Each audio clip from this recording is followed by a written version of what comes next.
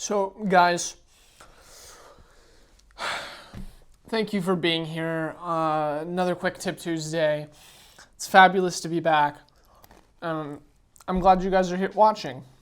This week's going to be fun. But before we begin, I want to say something that I think a lot of you might find rather controversial. And there is a lot of debate around, but I feel compelled to share it anyways. I think Apple Jacks are the absolute best cereal ever created.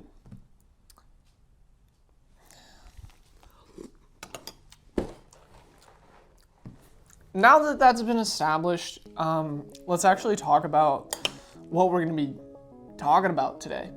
Let me know if you guys can relate to this. But when I first started video editing, I would spend like 12 hours on a single video, and then I would realize that that video that I've just edited, that I've just put my heart into, that my sweat, my soul, everything that I have was actually only 20 seconds long after the export. And I have a friend who just opened Premiere for the first time the other day, and he said he didn't know what he was doing, and he said it took him so long to make a simple video, and so I wanted to make this quick tube.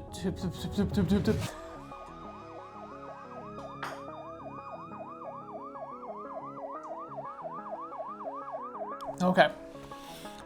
And that's why today we're going to be talking about the wonderful, wonderful shortcuts that Premiere has that can speed up your editing exponentially.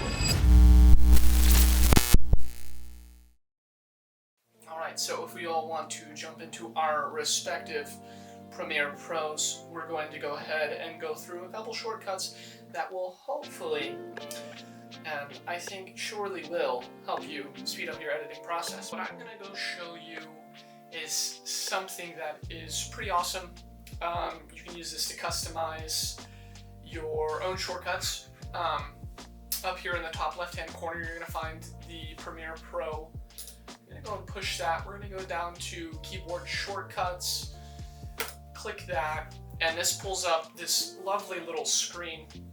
And all of these I have customized myself. A lot of them are the original shortcuts that Premiere gave me, but I also just decided to add a couple shortcuts.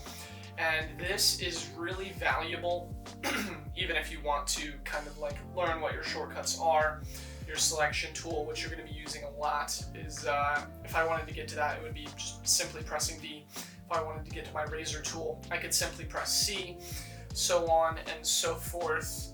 We're going to go ahead and run through some of the shortcuts that I use the most. So let's just use this timeline, for example, and start running through a couple of the things that I use the most. I'm currently in the editing workspace. This workspace is where I find myself the most, along with the color workspace, which is where I do all my color grading. But let's go back to editing. Something that has been super helpful for me that took me a while to figure out was snapping. Now, as I'm pulling these clips, you can see that black line appear on the timeline, and that's just the clip snapping to the cut I needed to. That snap tool is this, what you call them? You know, where they come together, magnets. Okay, so that snap tool is actually just this magnet right here. If it's not clicked, you're not going to see that black line appear, and it's not going to snap right to where I need it to. You'll see that it's actually, I really zoomed in, you'll see it's over. So let me go and click that snap tool. I can click it here, or I can press S button, because that is the shortcut that Premiere Pro has the snap tool under. And look at that, it's snapping right to where I need it to be, which is this adjustment layer that I wanted over all of these clips, but not over this one. So, fantastic. Let's say I have, to make a cut, I can hit, so naturally you're going to have V, your selection tool, allows you to select everything you need to, allows you to click on anything you need to, and make the necessary edits. But let's say I just want to go and make a cut. I'm going to show you several ways to do this. I can come over here, hit the razor tool, or I can simply press C on my keyboard, and that gives me the tool I need, and I can make this cut right here, and I can delete this. Just click on this and delete, and it's deleted. But if you want to trim or delete a clip without having this large space in between, there is a really helpful shortcut for that. I'm going to go ahead and press Command Z to undo what I've done. I'm going to go ahead and press it again to undo that cut that I made. I have my selection tool, and let's just say I want to cut right here in this clip. I'm going to select the clip, and then I'm going to hit W on my keyboard. And what's nice about that and what's different about that is if I don't want that large space after making the cut, it trims my clip for me and brings everything else in the project over. So Control Z, see, like you see, make that cut, bam, huge space. I don't want to do that, so I hit Control Z, and I put the cursor where I want, W, bam, everything comes over. Very helpful tool. That's wonderful, wonderful, wonderful, wonderful. I love that tool, and I highly recommend you guys start using it as well. It is fantastic. The next tool that I want to talk to you guys about, another way that I can actually cut, and I went ahead and customized my keyboard shortcuts, is I can just press M, and I've cut out the whole clip, and that just cuts a clip quickly if you don't want it in there. Bam. You have to go in and customize that one yourself. I just like pressing the button M, so bam. Oh, but you need to remember whatever is selected is what it's going to cut. So if I cut this right here, M, it's gone. It's gone.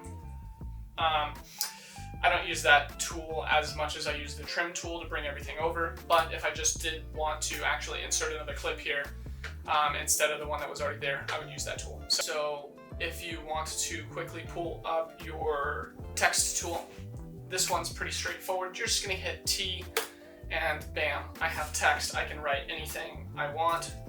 What's up? What's it? What's it? No, what's up, guys? I can write anything I want.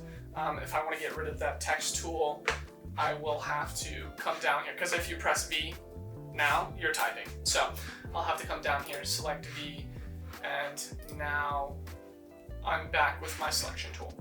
Another thing that you guys need to know about is an adjustment layer. You can see that I have 3 here, and adjustment layers are really helpful because they allow you, if you wanted to have, let's say, a crop adjustment throughout the entire video, you don't have to go through and put crop on every single video in your timeline. You can just add an adjustment layer. So let me go and click this off. So I just deleted that adjustment layer up top, and that's what I had crop on. So I'm gonna go ahead and show you quickly what I mean. I have created an adjustment layer right here, but I'm gonna go ahead and create another one just to show you guys. I'm gonna right click, go to new item, and then you'll find adjustment layer under new item. I'm gonna go and press that, bam. We're gonna bring that adjustment layer into our timeline, and we are going to stretch it across all the way to the end of the timeline. Now we're right here. I'm going to go to editing, where I have all my effects, click effects, go to crop, double click crop so it's on my adjustment layer, bring this down, 10 from the top, 10 from the bottom. That is generally what I do. And now you can see I have that applied throughout the whole timeline. Adjustment layers are really fantastic. Most of the time I use my adjustment layers for things such as LUTs that I put over top my footage. or I use it for crop. Next thing that I want to share with you guys is copying and pasting attributes or characteristics. For example, I recorded this portion of the video at 1080p and a different portion of the video I recorded at 4K, and when I brought the footage in, I just went ahead and made it a 4K timeline. So when I brought this clip in of me talking on the bench, since it's 1080, it is considerably smaller than the 4K clip. So it'll come in, it'll be too small for your timeline. And so what I went ahead and did is I increased the scale of this clip to 200, which brings it up to what the 4K size is. But when I brought in all the other clips, they were naturally 1080. So a really good way of going through and affecting all your clips without having to change them all individually is copying and pasting attributes. So what I do is I click on this. I'm going to, since I changed the scale, I'm going to go ahead and click on motion right here, Command C, and then I can select all of these clips right here, Command V, paste, and bam. The characteristics were pasted onto the other clips. Another quick thing you can know, if you want to, let's say you just want to export a certain portion of your video, you can export by using in to out points. So if I just press, I'll just put the video where I want it to start. I'll bring us to that point in the timeline. I'll press I. There is our end point. And then I'll take it, let's just say I want to not export anything after this. I will press O. And there's our out point. And so if I go to export, it is only going to have this portion of the video selected. So that's just a really easy way to quickly export a certain portion of your video. And yes, guys, I think that's it. I was racking my brain. I couldn't think of any other shortcut that I use on a regular basis. That's about it. But if you guys have anything yourselves that you like to use that speeds up your editing process, please share that down below in the comments. Let's start a conversation. Let's learn from each other. If you did find it helpful, feel free to like. It does help a lot. To watch more stuff, feel free, head over to my page, press subscribe, and watch some of the other videos that I've created talking about photography, video, and everything in between. So anyways, thank you guys so much. I'll see you next time. Peace.